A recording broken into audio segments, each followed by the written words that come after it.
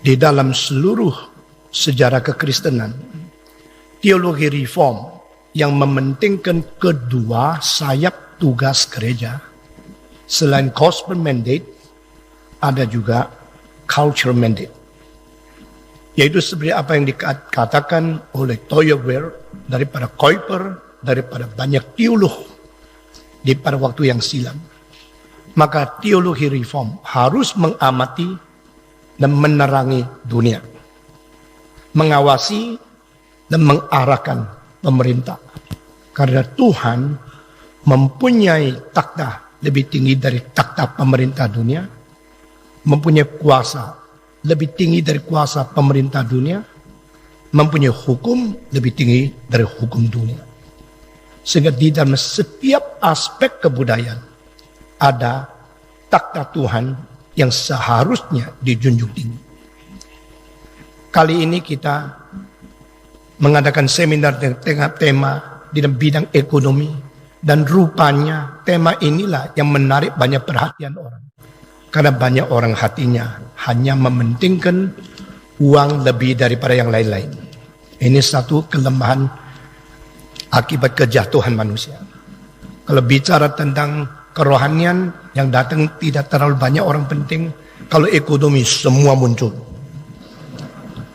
Berapa banyak kita diikat oleh uang, dan jangan-jangan kita dibudak oleh uang. Resesi sering terjadi, membuktikan ekonom-ekonom pada saat-saat tertentu tidak mungkin menangani problema umat manusia yang bersifat umum dan global ini. Tahun 28-29 di Amerika terdapat resesi yang besar. Seluruh sistem ekonomi hampir hancur. Tetapi orang Amerika berdasar in God we trust, mereka berusaha membangkitkan iman kepercayaan pada diri. Lalu mereka memutuskan membuat jembatan terbesar di dunia di San Francisco di barat, dan Empire State Building yang lebih 102 susun yang tertinggi di dunia di timur, untuk menguatkan batin dan kepercayaan orang Amerika bahwa mereka masih bisa berdiri tegak. Resesi menjatuhkan dan iman kepercayaan membangunkan kembali. Selama sejarah selalu terjadi kesulitan-kesulitan ekonomi yang melanda dan mematahkan semangat dan pengharapan umat manusia. Tahun 2009, 10 konglomerat bergabung mengadakan satu musyawarah di Wall Street. Dan 10 orang ini termasuk raja mobil, raja bensin, raja besi, raja stengkul, dan yang lain-lain. Sayangnya 30 tahun kemudian ditemukan 10 konglomerat ini ada 1 bunuh diri, 2 yang sakit jiwa, 3 yang masuk penjara, dan ada yang melarikan diri dari pos mereka. Ini membuktikan uang bukan segala sesuatu. Money is not everything. Money is not nothing. Money is not everything. Money is only something. Dan barang siapa yang meninggalkan Tuhan berkait dan mau mengabdi hanya kepada uang, dia seorang yang tidak berbijaksana, orang yang bodoh. Tahun 47, 48, resesi melanda negara terbesar di dunia, Tiongkok, dan di dalam 1 hari saja harga barang bisa naik 100 kali, sehingga engkau bawa 1 karung uang hanya bisa beli 1 sikat gigi. Banyak yang lapar, yang mati, dan di situ menjadi kesempatan untuk komunisme mengambil alih seluruh pemerintahan dan kuasa politik, dan Mao Zedong, seorang bandit terbesar di dalam sejarah, menaik panggung menjadi pemimpin yang besar. Dia akan diakui di dalam abad-abad akan datang tetap adalah bandit, bukan pemimpin besar. Kita menyoroti segala sesuatu dengan tidak takut kepada siapa? Dari takhta Tuhan. Saudara-saudara, kita melihat di dalam abad ke-20 memakai 70 tahun akhirnya membuktikan sistem dan teori ekonomi Karl Marx hanya bisa menghancurkan manusia saja. tahun 1919 terjadinya Bolshevik Revolution di Leningrad, yaitu pada waktu itu nama seperti sekarang Saint Petersburg. Lalu Marxisme merajalela mulai bukan di Perancis, bukan di Inggris, seperti apa yang diramalkan oleh Nabi palsu Karl Marx itu. Mulai merajalela di Rusia. 70 tahun kemudian, tepat 1989, Berlin Wall harus dirobohkan dan komunisme sekaligus dirobohkan. Sebenarnya yang disebut ekonomi dasarnya sederhana sekali, yaitu pertama, bagaimana menciptakan kekayaan. Kedua, bagaimana mengelola kekayaan. Dan ketiga, bagaimana mendistribusi kekayaan. Prinsip-prinsip ini yang begitu sederhana justru sering dilupakan oleh orang-orang pintar, orang-orang ekonomi. Apa sebab? Karena sifat dosa sebagai akibat kejatuhan sudah melanda, sudah penetrasi, dan sudah masuk ke sifat-sifat setiap pribadi yang mementingkan diri lebih daripada orang lain. Itu sebab egoisme menjadi satu racun yang adalah musuh kekristenan yang telah merajalela di dalam bermasyarakat dan bernegara. Yang menjadi menteri berjuang untuk apa? Yang menjadi bankir berusaha untuk apa? Yang menjadi konglomerat tujuan hidup untuk apa? Kalau ini tidak dibereskan, makin banyak orang kaya, makin miskin rakyat. Makin banyak orang berkuasa, makin banyak orang menderita. Begitu banyak orang hidup hanya untuk diri. Kerok semua kepunyaan orang lain untuk memperkaya diri. Saya berkali-kali khotbah, hanya dua macam manusia. Satu terus mengkerok diri untuk menjadi berkat bagi orang lain. Satu macam terus mengkerok kekayaan orang lain untuk memperkaya diri. Sekali lagi, egoisme adalah musuh kekristenan. Dan kalau makin banyak orang pintar berdagang, pintar menjadi kaya, makin banyak orang karena keberadaan mereka menjadi makin miskin. Dan makin banyak orang menderita. Maka harus kita tangani dari sifat manusia yang perlu perubahan, transformasi dari kuasa Injil ke kedaulatan Allah. Baru dunia ini ada pengharapan. Saudara-saudara, di dalam menciptakan kekayaan, maka sumbernya ada dua.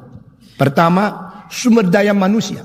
Kedua, sumber alam yang dikaruniakan oleh Tuhan. Di Indonesia kita berpenduduk 240 juta manusia. Negara keempat yang paling banyak penduduknya. Di dalam 240 juta pasti ada orang pintar luar biasa yang kita percaya Tuhan yang adil tidak akan membedakan ras. Banyak orang pintar berada di Indonesia. Sumber daya ini kita manfaatkan atau tidak. Di Indonesia Tuhan memberikan kekayaan daripada sumber alam yang mungkin salah satu yang paling kaya di seluruh dunia. Kita memanfaatkan atau tidak. Menciptakan kekayaan, dua sumber ini harus dipergunakan dengan baik. Tetapi yang menghambat adalah kurang bijaksana, kurang teknologi, kurang pengetahuan, dan kurang rajin untuk mengerjakan. Itu sebab orang yang tinggal di tempat yang paling kaya sumber alam justru mungkin mengalami hidup yang paling miskin di dunia. Sama seperti banyak cek yang sudah boleh diambil uangnya, disimpan di dalam gudang dan tidak pernah dipakai. Demikian Indonesia. Hal yang sangat bodoh kita mungkin lakukan, yaitu menanam, mengkuburkan otak-otak yang paling pintar karena agama dan ras. Kalau engkau bukan seagama sama saya tidak pakai. Kalau engkau bukan satu ras sama saya tidak pakai. Akhirnya kita menghamburkan sumber kekayaan yang menjadi dasar menggali dan menciptakan kekayaan di dalam kuburan. Itu sebab sedang diambil orang-orang paling pintar dari Indonesia oleh Singapura dan negara-negara yang lain. Karena mereka setelah berjuang begitu lama, mereka sadar otak itu adalah modal yang paling penting. Kenapakah anak-anak paling pintar di dalam negara Indonesia tidak mendapatkan tempat yang penting di sini? Harus dipakai di luar negeri. Akhirnya otak-otak kalau sudah dipakai di luar negeri, karena mereka memerlukan itu untuk memperkembangkan status quo, mempertahankan situasi mereka, maka negara-negara yang ketinggalan akan makin ketinggalan dan akan menjadi negara yang bodoh, negara yang tidak mungkin berkembang. Meskipun dua-dua ini ada, akhirnya menjadi nihil. Kedua, mengelola kekayaan. Menciptakan kekayaan berdasarkan dua sumber itu. Mengelola kekayaan perlu pemimpin yang hatinya lapang dan jujur, otaknya bijak dan lincah, dan selalu memberikan kesempatan kepada orang-orang yang patut dipakai untuk mengerjakannya. Di dalam hal ini kita melihat kesetiaan, kejujuran, kelincahan, bijaksana selalu kurang, sehingga di dalam aspek keterampilan dan akademik boleh kita melatih banyak orang di luar negeri dan bergelar setinggi mungkin, tapi di dalam takut kepada Tuhan, cinta kepada sesama, dan keadilan untuk menghadapi semua rekan. Ini kalau kurang, negara akan terus miskin. Ketiga, di dalam mendistribusi kekayaan, maka kita jangan melupakan mayoritas orang miskin dan hanya mementingkan orang sekelompok yang kaya. Kalau menteri-menteri, kalau negara, pimpinan boleh memberikan izin sebanyaknya kepada orang-orang kaya hanya karena dapat imbalan untuk memperkaya diri dan mengabaikan rakyat yang 90% di dalam keadaan ekonomi yang lemah, maka pemerintah ini tidak lagi menjalankan tugas sebagai wakil Tuhan untuk mengelola, untuk memerintah akan dunia ini. Dan dengan demikian, pemerintah-pemerintah yang tidak lagi berbijaksana mengelola keuangan, mereka akan dihakimi oleh Tuhan. Karena semua kuasa pemerintah dari Allah. Nah, kalimat ini terdapat di dalam Roma pasal 13. Banyak pemerintah suka memakai kalimat ini untuk menjinakkan rakyatnya. Tapi tafsiran saya mengenai ayat ini berbeda sekali dengan tradisi komentari di dalam sejarah. Pemerintah kuasanya dari Allah. Ini berarti pertama, Allah lebih tinggi dari pemerintah. Pemerintah harus cari kehendak Allah, harus takut kepada Allah, dan harus setia kepada prinsip-prinsip yang ditetapkan oleh Allah. Dan ini hanya bisa diperoleh di dalam wahyu Tuhan. Kedua, pemerintah kuasanya dari Allah, berarti pemerintah harus dihakimi oleh Allah. Itu siap baik-baik untuk menerima penghakiman dari Tuhan.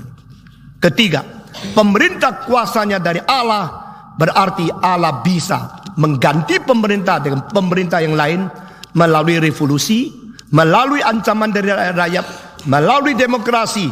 Itu sebab pemerintah tidak berhak memonopoli kekuatan itu dan tidak memberi tempat kepada kuasa Tuhan untuk merubah situasi dan arah daripada sejarah. Saudara-saudara, dan hal-hal semacam demikian mengakibatkan kita mengerti kitab suci selalu melalui dasar dan prinsip yang dinamis, bukan prinsip yang statis. Nah, dengan demikian pemerintah hanya menjadi budak daripada rakyat, menjadi yang melayani rakyat, bukan yang mengontrol dan menguasai rakyat. Semua suara rakyat harus didengar dengan teliti, meskipun rakyat sama seperti pemerintah adalah manusia yang berdosa dan bisa salah. Dan suara hati nurani rakyat selalu diwakili oleh mahasiswa. Karena mahasiswa di dalam perjuangan mereka tidak ada gandolan daripada keluarga, dan mereka selalu berbicara meskipun naif tetapi jujur. Itu sebab di dalam menciptakan kekayaan, di dalam mengelola akan kekayaan, dan di dalam mendistribusikan kekayaan, kita harus berbijaksana dan setia, jujur, adil, menghargai manusia, menjadi hal-hal yang penting di dalam ekonomi. Ada satu nubuat Yesus yang belum terjadi, yaitu kelaparan akan melanda seluruh dunia. Kita sudah melihat peperangan terjadi. Peperangan antara bangsa dan bangsa. Peperangan antara negara dan negara. Ini senantiasa terjadi beratus tahun. Dan satu hal lagi, gempa bumi akan terus dan makin banyak. Sejak abad di-15 sampai abad ke-21, gempa bumi tidak pernah makin kurang, tapi makin terus tambah. Ini adalah satu hal membuktikan teknologi, ekonomi, ilmu pengetahuan dan segala sesuatu yang paling dahsyat daripada kemajuan manusia tak mungkin membereskan. Saudara-saudara, ini semua membuktikan firman Tuhan itu benar. Dan satu nubuat yang belum dijadikan, yaitu yang belum terlaksana, kelaparan. Orang bilang mana mungkin, dengan teknologi pertanian, dengan ilmu pengetahuan, dengan segala macam kecanggihan daripada pengertian manusia, kita bisa melipat gandakan semua macam. Manusia seperti omnipoten, bisa kerjakan segala sesuatu. 1 bulan yang lalu diumumkan makanan hanya disediakan cukup kurang dari 2 bulan untuk seluruh umat manusia. Kalau tidak baik-baik mengelola, kelaparan akan landa. Dan saya percaya ini akan terjadi di dalam 10 tahun akan datang. The global warming, the global teeming, dan semua masalah-masalah mengenai keadaan lingkungan dan sebagainya akan menjadi makin rumit. Dan kuasa manusia, bijaksana manusia, kekuatan ilmu teknologi manusia tak mungkin mengatasi ini, kecuali kita minta pengampunan dan satu kesadaran perlu kasihan daripada Tuhan. Pada waktu Tuhan marah dan membiarkan hal-hal seperti ini terjadi sesuai dengan nubuat yang sudah diberikan di Alkitab, semua konglomerat tidak bisa berbuat apa-apa. Tahun 98, pada saat krisis moneter melanda seluruh Asia Tenggara dan Asia Utara juga, maka Naisbitt Toflor dengan buku-buku yang begitu ramai dibeli, semua menjadi suram, tidak ada suara. Doktor, profesor yang meraihkan Nobel Prize yang terbanyak dari Chicago University pada waktu itu kehabisan akal untuk merubah situasi daripada kesulitan ekonomi dunia. Saudara-saudara, mengapa? Karena manusia terbatas. Terakhir, saya akan mengutip satu bagian dari Alkitab. Firaun berkata, aku mimpi 2 kali malam tadi, tapi semua orang ilmu di Mesir tidak bisa menjawab. Bagaimana ini? Seorang mengatakan, ada seorang bisa menjawab. Karena 2 tahun yang lalu saya pernah mimpi di penjara. Akhirnya apa yang dia jawab mimpi itu telah mengakibatkan saya kembali kepada posisi saya di istana. Bolehkah saya panggil dia? Silakan. Waktu dipanggil, ternyata itu orang muda. Tidak ada pengetahuan banyak, tidak ada gelar apa-apa, tidak ada pengalaman akademik. Dan orang ini orang Ibrani. Ini bukan orang Mesir. Maka di sini Firaun harus menaruh kepercayaan biar dia tafsir. Kenapa? Karena yang lain semua sudah tidak bisa. Biar orang ini yang rasnya lain, agamanya lain, statusnya lain, dia seorang budak dan seorang yang dimasukkan penjara. Sekarang biar dia ngomong.